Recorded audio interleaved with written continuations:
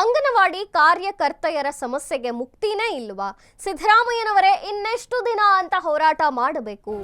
ಅಂಗನವಾಡಿ ಕಾರ್ಯಕರ್ತೆಯರ ಸಮಸ್ಯೆಗಳಿಗೆ ಮುಕ್ತಿನೇ ಇಲ್ವಾ? ಸಿಎಂ ಉತ್ತರಿಸಬೇಕು. ಸಿದ್ದರಾಮಯ್ಯನವರೇ ಇನ್ನೆಷ್ಟು ದಿನ ಹೋರಾಟ ಮಾಡಬೇಕು? ಅಂಗನವಾಡಿ ಕಾರ್ಯಕರ್ತೆಯರ ಪ್ರತಿಭಟನೆಗೆ ಕೊನೆ ಯಾವಾಗ?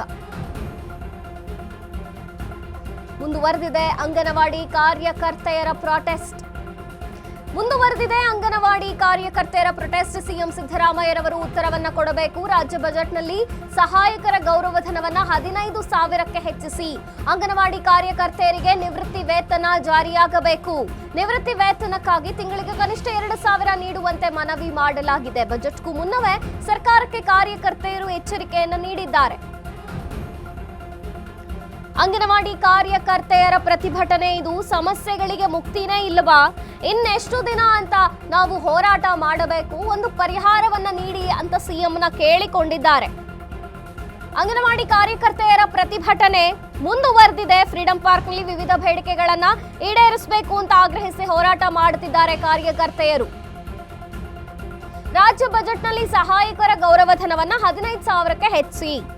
ಕಾರ್ಯಕರ್ತೆಯರು ಯಾರ್ಯಾರಿದ್ದಾರೋ ಅವ್ರಿಗೆಲ್ಲ ನಿವೃತ್ತಿ ವೇತನವನ್ನ ನೀಡಬೇಕು. ಇನ್ನು ಮೇಲೆ ಜಾರಿ ಮಾಡಿ ಕನಿಷ್ಠ ತಿಂಗಳಿಗೆ 2,000 ನಿವೃತ್ತಿ ವೇತನವನ್ನಾದ್ರೂ ನೀಡುವಂತೆ ಸರ್ಕಾರ ಕ್ರಮ ಕೈಗೊಳ್ಳಬೇಕು. ಬಜೆಟ್ಗೂ ಮುನ್ನವೇ ಈಗ ಕಾರ್ಯಕರ್ತೆಯರು ವಾರ್ನಿಂಗ್ ನೀಡಿದ್ದಾರೆ.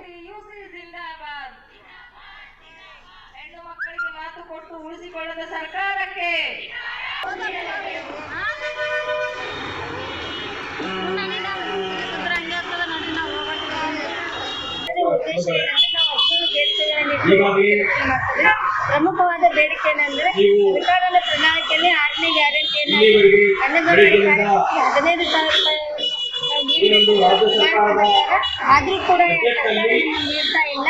ಅದ್ರ ಜೊತೆಗೆ ಕೆಲಸಗಳನ್ನು ಆದೇಶ ಆದ್ರೂ ಕೂಡ ಮತ್ತೆ ಕೆಲಸಗಳು ಆದಷ್ಟು ಬೇಗ ಅದರಿಂದ ಕೈ ಬಿಡಬೇಕು. ಆಮೇಲೆ ಈ ಕೊಟ್ಟಕ್ಕಂತ ಆಹಾರ ಪದಾರ್ಥ ಕೇವಲ ಕಳಪೆ ಮಟ್ಟದಲ್ಲಿ ಆಹಾರ ಪದಾರ್ಥಗಳಿದ್ದು ಅದಕ್ಕೆ ಉನ್ನತ ಮಟ್ಟದ ಪದಾರ್ಥಗಳನ್ನು ಕೊಡಬೇಕು. ಅವು ಉನ್ನತ ಮಟ್ಟದ ಪದಾರ್ಥಗಳನ್ನು ಹೋಗ್ಲಾಗ್ತದೆ ನಾವು ಸಾಧ್ಯ ಅಂತ ಹೇಳ್ತಾ ಈ ಪ್ರಮುಖವಾದ ಬೇಡಿಕೆಗಳನ್ನು ಈಡೇರಿಸಲಿಲ್ಲ ಅಂದ್ರೆ ಮನೆಗಳಲ್ಲಿ ಈ ಪ್ರತಿಯೊಂದು ಬಜೆಟ್ ಇರುವುದರಿಂದ ಒಂದು ದಿನದ ಹೋರಾಟ ಈ ಒಂದು 6ನೇ ಬಜೆಟ್ ಅನ್ನು ನಾವು ನಿರಂತರ ಭರವಸೆ ಹೋಗ್ತಾ ಇದ್ದೇವೆ. ಆ ಭರವಸೆ ಸುಳ್ಳಾದ್ರೆ ಮುಂದೆ ಇಲ್ಲಿ ಉಗ್ರವಾದವನ್ನು ಒಂದು ಅನಿರ್ದಿಷ್ಟ ಸಂದರ್ಭದಲ್ಲಿ ಹೇಳ್ತಾ ಇದ್ದೇವೆ. ಚುನಾವಣಾ ಭರವಸೆಯಂತೆ ಅಂಗನವಾಡಿ ನೌಕರರ ಗೌರವಧನವನ್ನು ಹೆಚ್ಚಿಸಿ ಯುಟಿಯುಸಿ ಜಿಂದಾಬಾದ್. ಹೆಣ್ಣು ಮಕ್ಕಳಿಗೆ ಮಾತು ಕೊಟ್ಟು ಉಳಿಸಿಕೊಳ್ಳದ ಸರ್ಕಾರಕ್ಕೆ